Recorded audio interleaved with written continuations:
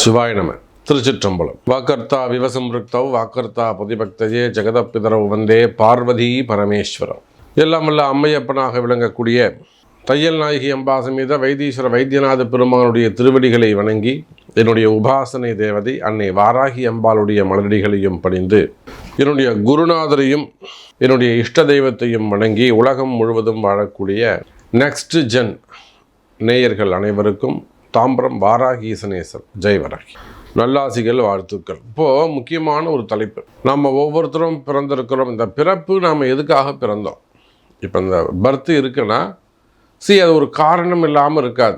அது பரம ஏழையாக இருக்கலாம், அல்லது ஒரு ஹைஃபையான லைஃபாக இருக்கலாம், ஒரு மிடில் கிளாஸ் லைஃபாக இருக்கலாம். இந்த டிஃப்ரெண்ட் எதனால் வந்தது? ஸோ மெயினாக இந்த பிறப்பு, நம்ம இந்த ஜென்மாவை நாம் ஏன் எடுத்தோம்? அதுவும் 7 ஜென்மா சொல்கிறாங்க. அப்போது மனிதனாக ஏன் பிறந்தோம்? இந்த பூமியில் நாம் உயிர்ப்பிக்க என்ன காரணம்? ஒன்றும் இல்லை, கர்மா. ஜென்மாந்தரத்தில் நீ செஞ்ச பாவ புண்ணியங்கள் இதெல்லாம் நீ போய் அனுபவிக்கணும்னு இருக்குது. அதனால் நீ போய் பிறப்பெடுத்துக்கு இதுக்காக தான் நம்ம வந்திருக்கிறோம். இது லாஸ்ட்டு பிறப்பு, மனித பிறப்பு, உயர்ந்த பிறப்பு. ஸோ இதில் நாம் மனம் திருந்தி வருந்துவோமே ஆனால், அந்த பாவத்தை கழிப்போமே ஆனால் நமக்கு மோட்சம் என்னும் சாம்ராஜ்யம் நமக்கு கிடைக்கும், பிறவாமை என்னும் பெருவரம் கிடைக்கும்.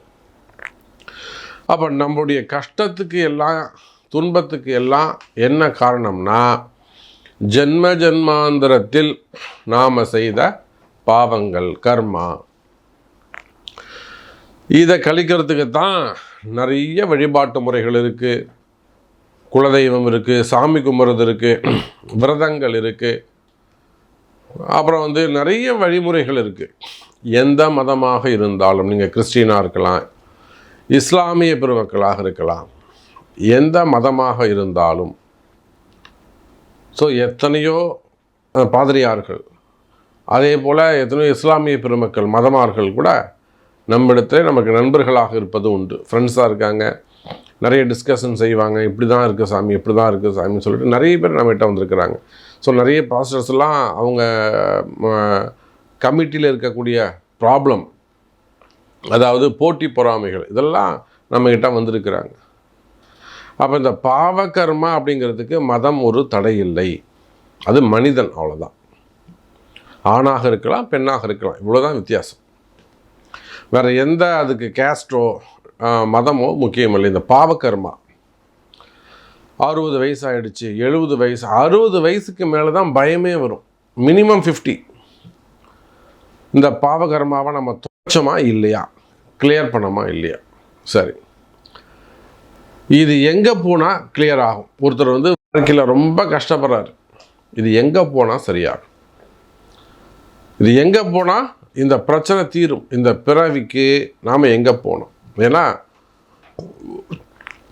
ஒரு மண்ணுக்கும் உங்களுக்கும் ஒரு சம்பந்தம் இருக்கும். ஒரு இடத்துல போய் நீங்கள் வீடு வாங்குறீங்கன்னா சும்மா மட்டும் இல்லை, அந்த இடத்துக்கும் உங்களுக்கு ஒரு கனெக்டிவிட்டி இருக்கும், நெட்வொர்க் இருக்கும். அது இருந்தால் தான் நீங்கள் அந்த இடத்துல போய் வசிக்கவே முடியும். அப்போ முன்ஜென்ம பாவம் தீர நீங்கள் போக வேண்டிய இடம், கோவில், செய்ய வேண்டிய பரிகாரம், வணங்க வேண்டிய தெய்வம், இது என்னங்கிறத பார்க்க போகிறோம். வாருங்கள். மகரம்னு சொன்னால் அங்கேயும் சூரியன் சந்திரன் இணைவு அங்கே வந்துடுது. எப்படி? சூரியன் உத்திராடம் நட்சத்திரம், சந்திரன் 4 பாதமும், திருவோணம் நட்சத்திரம் செவ்வாய், அவிட்டம் நட்சத்திரம் 2 பாதங்கள். அப்போது சூரியன் சந்திரன் செவ்வாய் இவங்களோட சனி இணைவு. ஏன்னா அது சனியுடைய வீடு, புரியுதுங்களா? அது சனி பகவானுடைய வீடு. சனி பகவான் யாருங்க? காலபுருஷன், நேரங்காலங்களுக்கெல்லாம் அதிபதி, கர்மகாரகன். இப்போ நம்ம பார்க்குறோமே டாப்பிக்கு, இந்த கர்மா தியரிக்கெல்லாம் அவர் தான் ஹெட் ஆஃப் த டிபார்ட்மெண்ட், கர்மகாரகன். புரியுதா? அப்போ ஆயுள்காரகன், உத்தியோக அதிபதி, வேலை தொழிலுக்கான அதிபதி அவர் தான், தொழில் ஸ்தானாதிபதி. இப்படி என்ன வேணாலும் சனிக்கு சொல்லலாம். அப்போ மகர ராசிக்கு சனியுடைய வீடு, சூரியன் சந்திரன் செவ்வாய் இருக்கும் வீடு. இப்போ மகர ராசி சனியுடைய வீடு, அதில் எந்த சந்தேகமும் கிடையாது. அப்போ மகர ராசி வணங்க வேண்டிய தெய்வம் சிவபெருமான். ரொம்ப சிம்பிளாக ஈஸியாக நம்ம கண்டுபிடிச்சிடலாம். மகர ராசி அன்பர்கள் வணங்க வேண்டிய தெய்வம் சிவபெருமான். நிறைய மகர ராசி அன்பர்கள் சிவனடியார்களாக இருக்கிறாங்க, திருக்கூட்டம் வச்சுருக்கிறாங்க, உழவார பணி செய்கிறாங்க. பெரிய பெரிய பதவிகளில் இருக்கும்போது கூட நல்ல ஜாபில் இருப்பாங்க, நல்லா படிச்சிருப்பாங்க. அப்போ கூட அவங்க சிவனடியார்களாக இருப்பாங்க, நிறைய சர்வீஸ் பண்ணுவாங்க, இல்லைனா வேறு ஏதேனும் ஒரு தெய்வத்தை வழிபாடு செய்வாங்க. நிறைய சர்வீஸ் மென்னடாக இருப்பாங்க. ஒரு குரூப் சேர்க்கறது, நாங்கள் இந்த திருக்கூட்டம் வச்சுருக்கிறோம், அந்த ஒரு டீம் வச்சுருக்கிறோம், அந்த குழு வச்சுருக்கிறோம், இதெல்லாம் கூட்டம் சேர்க்கறது பூரா மகர ராசி தான். அப்போ மகர ராசி என்பவர்களை நீங்கள் வணங்க வேண்டிய தெய்வம் சிவபெருமான். உங்கள் பாவம், செய்த பாவம் தீர நீங்கள் எங்கே போய் நிற்கணும், எந்த மண்ணை மிதிக்கணும்?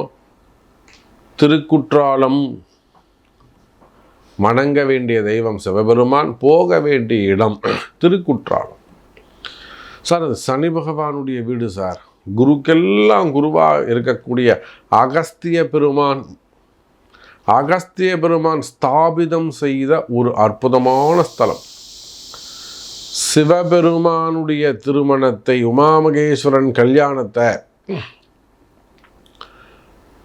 அகஸ்தியருக்கு திருக்காட்சி கொடுத்த இடம் பொதிகை மலை. அந்த மலைக்கு அடிவாரத்தில் இருக்கக்கூடிய இடம் திருக்குற்றாலநாதர். அங்கே சிவபெருமான் பல விதமாக இருக்கிறார். முதல்ல அங்கே அருவியாக இருக்கிறார். செண்பகா அருவின்னு பேர், அதுக்கு செண்பகா அருவின்னு பேர்.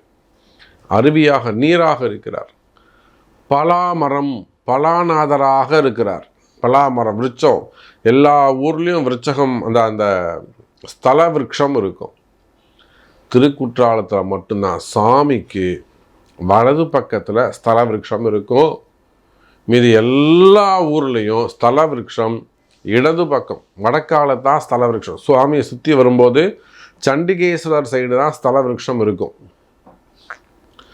திருக்குற்றாலத்தில் மட்டும்தான் சுற்றி வலம் வரும்போது வலது பக்கமாக அம்பாளுக்கு முன்னாடி ஸ்தல விருட்சம் இருக்கும். பலாநாதர், அங்கே ஒரு சிவபெருமான் அருவியாக இருக்கிறாரு, பலாமரமாக இருக்கார். உள்ளே போதனா குற்றாலநாதராக இருக்கிறார் சுவாமி. தலையே நீ வணங்காய் அப்படிங்கிற பாடல். உற்றார் யார் உளரோ உயிர் கொண்டு போம்பொழுது, உற்றார் யார் உளரோ உயிர் கொண்டு போம்பொழுது, திருக்குற்றாலத்துறைநாதன் அல்லாத நமக்குற்றார் யார் உளரோ. அவனை தவிர நமக்கு துணை யார் இருக்கா? நமக்கு துணைக்கு யாருங்க வருவாங்க? குற்றாலநாதர் வருவாராம். அப்போ இந்த பிறவியில் வாழ்க்கை துணை வேண்டுமா? வயசாயிடுச்சு, வாழ்க்கை துணைனா பொண்டாட்டின்னு நினச்சிக்காதீங்க, கணவன் நினச்சிக்காதீங்க. வாழ்வியல் துணை. கர்மாவை கலைந்து பாவத்தை நீக்கி உங்களை சுத்தப்படுத்தி உங்களை ஜெயிக்க வைக்கணும்னா நீங்கள் போக வேண்டிய ஆலயம் போய் பாருங்களேன், திருக்குற்றாலம். நீங்கள் யாராக இருந்தாலும், கிறிஸ்டினாக இருக்கலாம், முஸ்லீமாக இருக்கலாம், யாராக வேண்டுமானாலும் நீங்கள் இருக்கலாம். மத பாதிரியார்களாக இருக்கலாம், ஓதுவார்களாக இருக்கலாம், அந்த போதகராக இருக்கலாம். உங்களுக்கு ஒரு கஷ்டம், ரொம்ப ஒரு சிக்கலை போய் மாட்டிக்கிட்டீங்க, மகர ராசி குற்றாலம் போய் வழிபாடு செஞ்சு பாருங்கள், பரிகாரம் சொல்லியிருக்கிறேன். அப்போது என்னைக்கு போகணும்? ஜென்ம நட்சத்திரத்தில், எந்த நட்சத்திரத்தில் நீங்கள் பிறந்தீங்களோ அந்த நட்சத்திரத்தை அன்னைக்கு போகணும். சரி, அன்னைக்கு போக முடியல, எந்த கிழமையில் நீங்கள் பிறந்தீங்களோ, நான் சனிக்கிழமை பிறந்தேன், செவ்வாய்க்கிழமை பிறந்தேன், நான் புதன்கிழமை பிறந்தேன், பிறந்த கிழமை அன்னைக்கு போங்க. ஒன்று ஜென்ம நட்சத்திரம், இல்லை பிறந்த கிழமை. அப்படி இல்லைன்னா திதி, அமாவாசை, பௌர்ணமி நன்னாளில் போய் அங்கே சாமி வழிபாடு செய்யுங்க. இது தாங்க நீங்கள் ஜாதகம் இப்படி தாங்க பார்க்கணும். ஜாதகம் இப்படி தாங்க பார்க்கணும். இதுதாங்க நீங்கள் ஜெயிக்கிறதுக்கு வழி. அப்போது உங்கள் கஷ்டம் தீர இந்த மாதிரி நிறைய ரகசியங்கள் இருக்குது. வம்பு வழக்கு, கோர்ட்டு கேஸு, சிக்கல், எதிரிகளுடைய தொந்தரவு, எல்லாத்துக்கும் பரிகாரங்கள் உண்டு. ஜெயிக்கிறதுக்கு வழி இருக்குது, பூச்சைகள் இருக்குது. அதை ரகசியத்தை கண்டுபிடிக்கணும், அதான் விஷயம், அதான் டேலண்ட். அப்போ குற்றாலநாதரை வழிபாடு செய்யுங்கள். பரிகாரம், அப்போ செய்ய வேண்டிய பரிகாரம் என்னங்க செய்யணும் சார்? நீங்கள் எந்த ராசியாக இருந்தாலும், எந்த கோவில் போனாலும், அந்த கோவில் ஐயருடைய நம்பரை முன்னாடியே வாங்கி வச்சுக்கோங்க. ஏன்னு கேட்டிங்கன்னா, சிலதெல்லாம் கிராமத்து கோவிலாக இருக்கும். இப்போ நான் சொன்ன கோவில்லாம் ஒரு கிராமத்து கோவிலாக இருக்கும். ஐயர் குறிப்பிட்ட டைமுக்கு மட்டும் வந்துட்டு போவாங்க.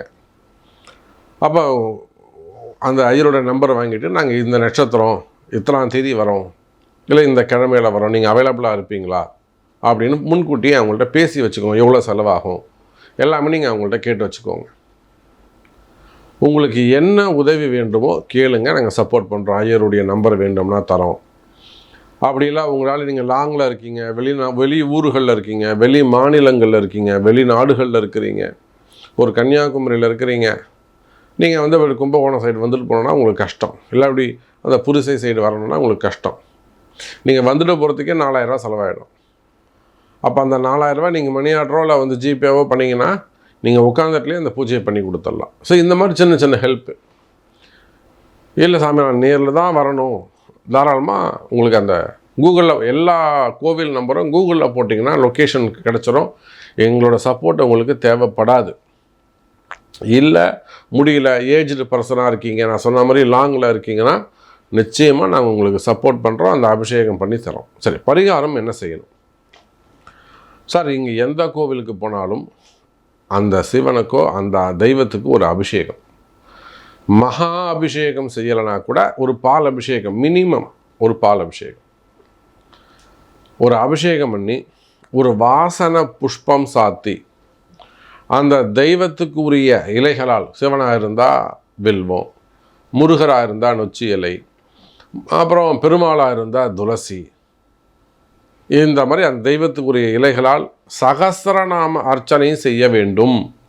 புரியுதுங்களா? சகஸ்ரநாம அபிஷேகம் பண்ணணும், சகஸ்ரநாம அர்ச்சனை கண்டிப்பாக செய்யணும். 27 தீபம் ஏற்ற வேண்டும். 27 நெய் தீபம் ஏற்றி, நெய் தீபம் அல்லது நல்லெண்ணெய் தீபம், வேறு எதுவுமே ஏற்றக்கூடாது. அந்த பஞ்சதீபம் என்ன, சென்ட்டு வச்செண்ணெய், வாசனை என்ன, அதெல்லாம் எதுவுமே வேணாம். ஒன்று ஆவின் நெய் வாங்கிக்கோங்க, அப்படி இல்லாட்டி நார்மல் செக்கு எண்ணெய் வாங்கிக்கோங்க, அவ்வளோதான். 27 தீபம் ஏற்றணும். 27 முறை அந்த கோவிலை வலம் வர வேண்டும். 27 தீபம், 27 சுத்து.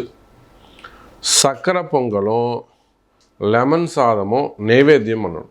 இல்லை அந்த கோவிலுக்கு ஏற்ற மாதிரி, பெருமாள் இருந்தால் புளி சாதம் போடுங்க, முருகர் கோவிலாக இருந்தால் லெமன் சாதம் போடுங்க, சிவன் கோவிலாக இருந்தால் தயிர் சாதம் போடுங்க. ஆனால் சக்கரை பொங்கல் கண்டிப்பாக இருக்கணும். அப்போது 27 ஒரு அபிஷேகம் முடிச்சுட்டு ஒரு சகஸ்ரநாம அர்ச்சனை, 27 தீபம், 27 சுத்து, பிரசாத விநியோகம், ஒரு நமஸ்காரம். இதில் கோவிலில் சாமி அபிஷேகம் பண்ணும்போதோ, நட சாத்தி இருக்கும்போது, திரை போட்டு இருக்கும்போது நீங்கள் சுற்றக்கூடாது, விளக்கேற்றக்கூடாது. ஓப்பனில் இருக்கும்போது தான் நீங்கள் இதை செய்யணும். ஸோ இதுதான் உங்கள் பரிகாரம். இதை செய்து பாருங்கள். ஒரு முறை அந்த ஆலயத்துக்கு சென்று வாருங்கள். இது ஒன்றும் பெருசாக செய்ய முடியாத விஷயம் கிடையாது. உங்களுக்கான ஒரு அரிய வாய்ப்பு. முயற்சி பண்ணுங்கள். இதனால் உங்கள் நன்மை நடக்கும் என்றால் எங்களுக்கு அது சந்தோஷம். ஜெய் வராகி.